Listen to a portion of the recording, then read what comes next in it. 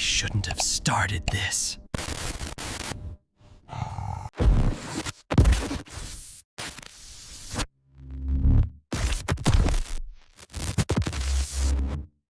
Prologue.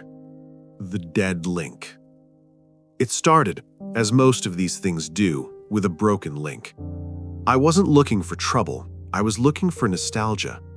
I frequent a Discord server dedicated to archiving alpha and beta version seeds, people obsessed with the loneliness of early Minecraft. We trade terrain generation glitches, farlands, coordinates, and Herobrine myths like trading cards. On Tuesday night, a user named No Pointer Exception posted a single line of text in the hashtag general channel. Seed, Solar Decay Test 001, version 1.20.1, modded, custom jar required.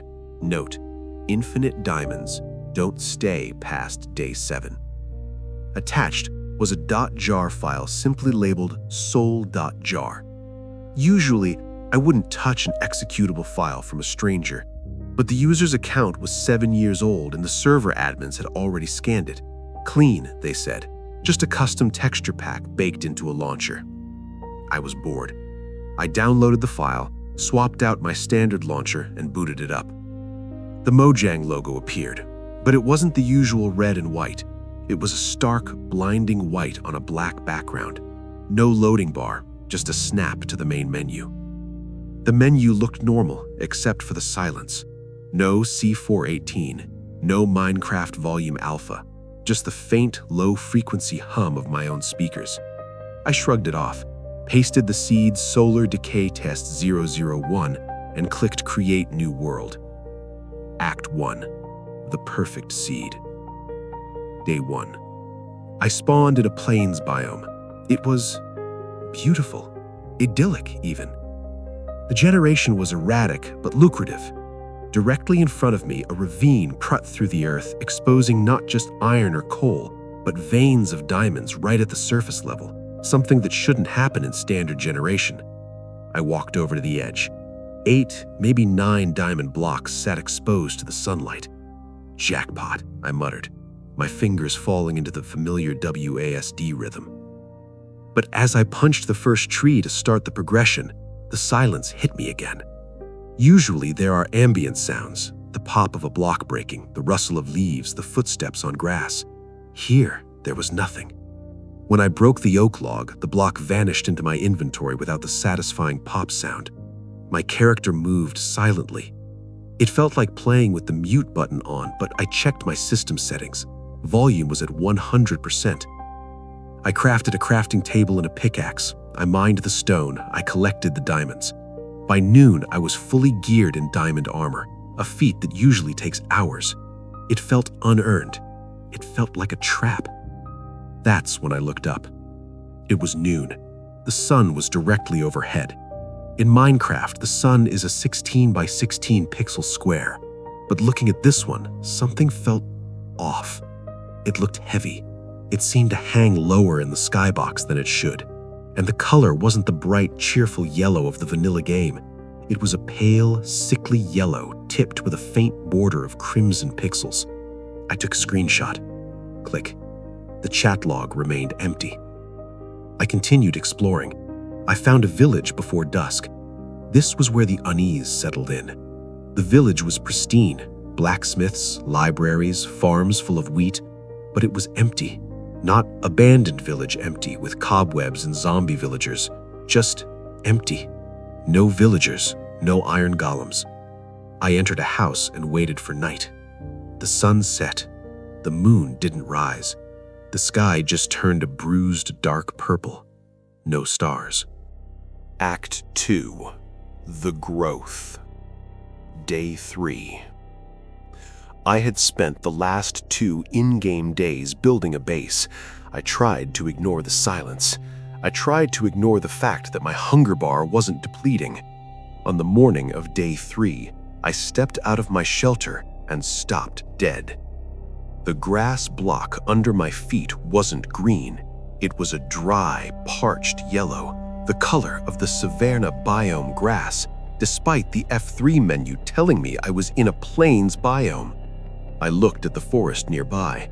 The leaves weren't green anymore. They were brown. I looked up. The sun was bigger.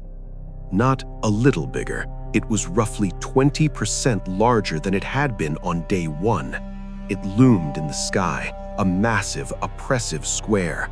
The red tint on the edges had bled inward, infecting the yellow center. It looked like a festering wound. I ran to the river to get water for a wheat farm. I needed to see something familiar, something that worked the way it was supposed to. The riverbed was dry. It wasn't just that the water was gone. The space where the water should have been was replaced by air blocks. Squids were suffocating on the dry clay, their hitboxes flashing red, but they made no sound as they died. They just poofed into ink sacs. "Okay, glitchy mod," I whispered to myself, though my heart rate was climbing. Physics engine is broken. I decided to build a bunker. If the surface was bugging out, I'd go underground. I had diamonds. I could make an obsidian shelter. I gathered wood from the drying forest to make chests. As I placed a block of oak planks down under the open sky, it immediately burst into flames. I jumped back. What? I placed another block. Whoosh! Still silent, but the visual of the fire was violent. I checked the wiki on my second monitor. Nothing about solar flammability. I realized then that the game wasn't just rendering the sun larger, it was calculating heat. The sun was scorching the world. I retreated into a cave, placing cobblestone over the entrance. The darkness was comforting. I crafted torches. That's when the first sound played. It wasn't a zombie groan or a skeleton rattle. It sounded like a Geiger counter, a slow, rhythmic click. Click. Click. Act 3. The Eye of the Sky. Day 5. I stayed underground for 2 days. I mined. I stripped the world of resources, but the click, click, click got louder. Curiosity is a curse. I had to see the surface. I mined the cobblestone block away from my bunker entrance. The light that poured in was blinding. My screen actually bloomed, the gamma maxing out instantly. When my vision adjusted, I gasped. The world was on fire. The entire forest was gone, replaced by burning stumps. The grass blocks had turned into coarse dirt and then into dead sand. And the sun. The sun took up a third of the sky now, but it wasn't a square anymore. The sharp pixel edges had softened, rounded. The texture resolution had shifted. Everything in Minecraft is 16 by 16 pixels. The sun looked high definition, 1080p, maybe 4K. It wasn't sun. It was an eye. A massive, hyper-realistic human eye. The sclera was bloodshot, thick red veins pulsing, actually animating across the white surface. The iris was a hazel gold, contracting and dilating. And the pupil? The pupil was fixed directly on me. I moved left. The pupil tracked me. I moved right. It followed. I wasn't alone anymore. The mobs had spawned. Hundreds of them. Zombies, skeletons, creepers, cows, pigs. But they weren't attacking me. They weren't wandering aimlessly. They were all standing perfectly still, facing the sun. I walked up to a zombie. It didn't react. It didn't burn despite undead. It just stared at the eye in the sky. Its texture had changed. The green skin looked charred, peeling away to reveal raw red pixels underneath. "Hello?" I typed in the chat. No response. I hit the zombie with my sword. It took damage, knocked back, and then immediately turned back to face the sun. It didn't care about me. I was insignificant compared to him. I ran back to the village. The villagers had returned. They were standing on the roofs of their burning houses. They had their arms out, in the T-pose glitch, faces tilted upward. As I watched, a villager's texture began to melt. The pixels dripped down his body like wax. He didn't move. He just stared. I needed to get deeper. The bedrock, the void, somewhere safe. I dug straight down. Rule number 1 of Minecraft: never dig straight down. I didn't care. I broke through stone, iron, gold, deep slate. I hit bedrock at Y-60. I crouched in the darkness, waiting. But it wasn't dark. A beam of light cut through the indestructible bedrock blocks above me. The light from the eye was clipping through the world geometry. Shadows were disabled. The light was absolute. I checked the time. It should have been night. The sun should have set. The sun had stopped moving. It was locked at high noon. Act 4. Melting Reality. Day 7. The game was becoming unplayable. My FPS dropped to single digits, not because of lag, but because the world was physically melting. Solid blocks were losing their solidity. Stone blocks turned into cobblestone. Cobblestone turned into gravel. Gravel turned into lava. The world was liquefying under the gaze of the eye. I tried to pause the game. I pressed ESC. The menu opened, but the options were gone. Options was grayed out. Open to LAN was gone. Save and quit had been renamed. The button now read, accept fate. I stared at the screen. My hands were shaking. My actual computer was roaring. The fans were spinning at maximum velocity. The casing of my PC felt hot to the touch. Then the chat box opened on its own. The text wasn't the pixelated Minecraft font. It was a smooth serif font, overlaid on top of the game UI. SOL, I see you. SOL, you hide in the code.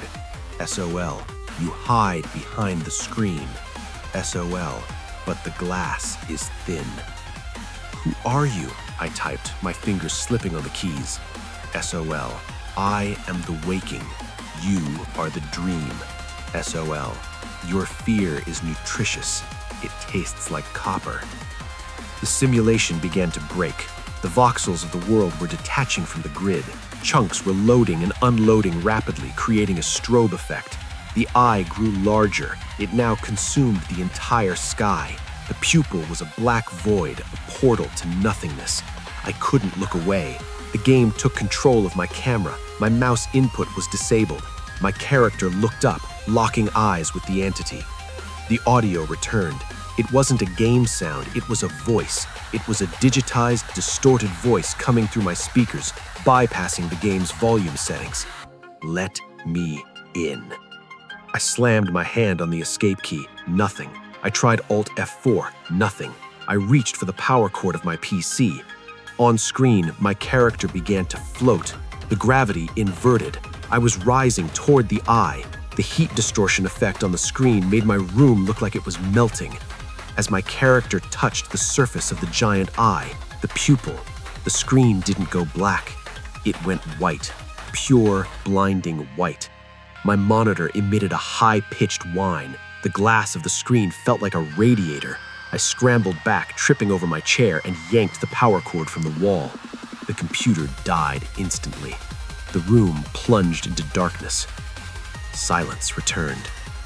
I sat there on the floor, breathing heavy, waiting for my heart to slow down.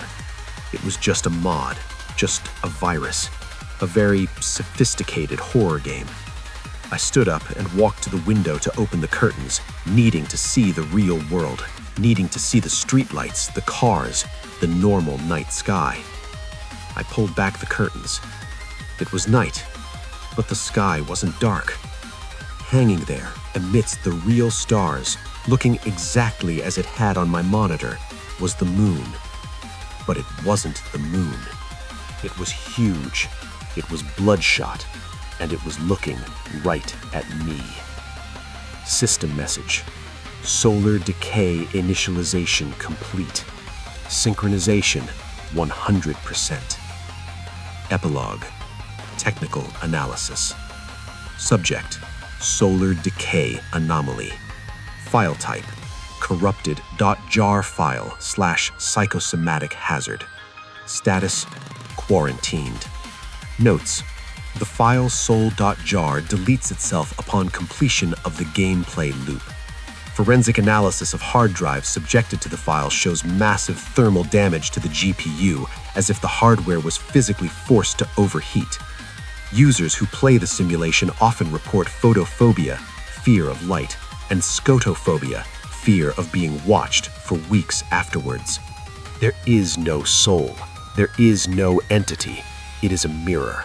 The code reads the user's webcam input and projects a distorted image of their own pupil back onto the skybox, feeding their own panic back to them in a loop. At least, that's what we tell ourselves. But yesterday, I saw a pixel in the sky. Just one. It looked red. And the sun feels hotter today.